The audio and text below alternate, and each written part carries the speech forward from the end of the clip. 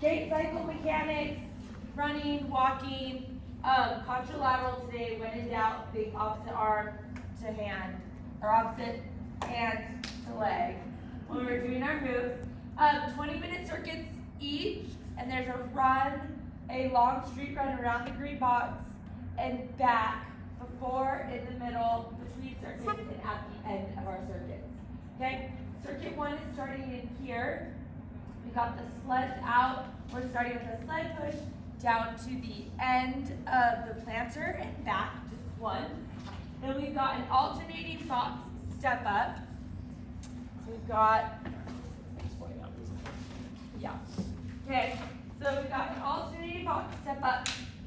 Make sure when you're doing these that you have your whole foot on the box and shift your weight forward so that you're using this leg to get you up. You want to take as much pressure off of this back leg as possible, so this back leg is doing as little of the work of getting you onto this box as you can. So try and shift your weight forward, take as much weight off this back leg, and then drive up through this glute and hamstring. Make sure that you fully extended before you bring this other leg up, and then you can step down, okay? And you're going to do all on the same, you're going to do 12 total, and you can optionally choose to make this plyo. The same mechanics are going to apply though. Try and get as many or as much weight off of that back leg before you go up. So kind of shift forward, okay, drive up so you're not pushing off of that back leg. You got 12 of those total, so you're alternating. Again, you can either choose to do the step up, weight it if you want, or you can do it plyo, whichever you feel like is best for you. Then we're going to go into a lateral kettlebell swing clean with a squat. So we've got our kettlebells, opposite hand, okay? So we're going to have the kettlebell here, up. If it's in my right hand, I'm stepping out with my left. We're going contralaterally. So we're going to go out, swing, clean it back up to here, and here you're going to just do a squat, okay? Again, you're going to step out, swing, come up, feet together, and squat. With this, make sure you pick a kettlebell that when you step out and swing, you can still keep your back nice and straight, and it doesn't just kind of drag you down so that you're rounding your back and rounding your shoulders. We need to protect our backs in all of the moves that we do, because when we hurt our back, our whole lives hurt. So make sure that the weight can go from here to swing with a straight back where your shoulders and your chest are open, and then you can come back to here in one fluid motion and squat. You have 5 on each side, then we go into a banded plyo row. So we're contralateral again, okay? So I'm gonna have my left foot forward. I'm rowing with my right hand. I'm gonna row back and up and then switch my feet. Row, let it go, and switch my feet. So you're doing a little foot switch in between each row. When you're rowing, try and keep your hips from rotating or moving at all. So you want this trunk, breathe in. As you exhale, bring that belly button in. As you row, you're exhaling, okay, making sure that core is nice and tight. And then same thing, you're not just gonna let the tension on the band pull your hand forward. You're going to slowly release that band, switch your feet, and then row again. So you have 8 on each side of that row. Then you go into an alternating kettlebell pendulum swing. So remember, with the pendulum swing, the kettlebell is always on the side of the foot that's forward. That way the chances of you hitting your knee are less, okay? And I say less because you still have to be very conscious not to crash your knee with the kettlebell. So we're in our split stance. If my right leg is forward, I've got the kettlebell in my right hand, okay? And I've got a hinge at the waist, okay? Again, my back is staying nice and flat. It's not I'm just letting this kettlebell do the work and drag me. I'm controlling the kettlebell. My core is controlling that hinge, okay? And I'm only going down as far as that flexibility in my hamstring will let me, and I'm being really conscious to breathe as I'm doing that so that my core is keeping everything in line. So I'm not moving my hips too much, my shoulders aren't moving too much. So you got 16 total of those. That's kind of a lot, so pick a weight that the whole time you're able to stay nice and controlled as you do that.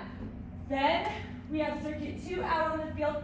We're starting with the alternating dumbbell push-up into a plank clean and press.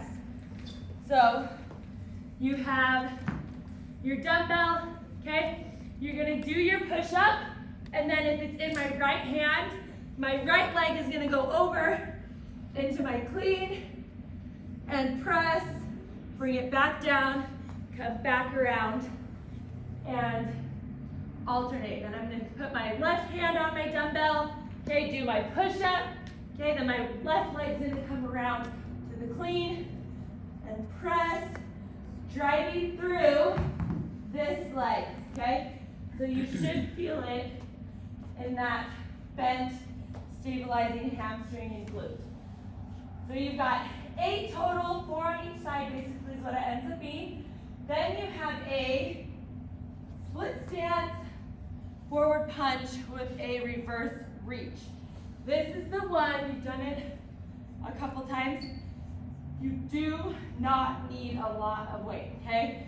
So I suggest not going and grabbing a 25 or a 30 and thinking, oh, I'll be fine, okay? It can take one to hurt you. Your shoulder, when you're isolating these shoulders, as much as we are in this move, it doesn't take a lot of weight to burn them out. So we're in our split stance, okay? The weight's in my right hand, so my left leg is forward. I'm going to punch out and then open up and go straight back, okay? And I want to be able to do this without having to strain my back while I'm going backwards. I should be able to keep those hips nice and even, keep my back nice and flat, and then come forward, inhale, and then exhale as I go back. Because your core, this is also one of the best core moves, because your core is what's going to stabilize that whole trunk of your body as you're twisting and bringing that weight back, okay? So, again, I advise go light to start. If you want more weight, you can always add more weight, but if you hurt yourself in the very beginning, you're out of it. So, 8 on each side. Then we have a weighted bar skater with rotation. So we're just hopping and rotating that weighted bar over our forward leg. And then hop and rotate, okay? Making sure that when you are rotating, that it's not your hips rotating, it's your core in that bar rotating. So when you hop over, rotate, exhale, keep that core drawn in so that those hips stay nice and stable, and then rotate back to the center and hop over. You got 12 of those. Then we've got the ladders out there, and it's an agility skater toe touch, a sprint to the end, and we're doing it twice. So you're gonna go through the ladder, okay? And you're gonna do the whole thing, toe touch all the way down, sprint to the end, sprint all the way back to the beginning of the ladder, do the ladder again, sprint to the end, and sprint all the way back. Okay, does that make sense? So you're not doing the ladder on your way back through the run. You're coming all the way through back to the starting line. Do the ladder again, and then sprint to the end, sprint all the way back. And then mountain climbers for 30 seconds. So you've got your mountain climbers, you're in that plank position, okay? Trying to drive our knees in without moving that, without bouncing our body too much in that mountain climber. And then at the end, we'll run all together again.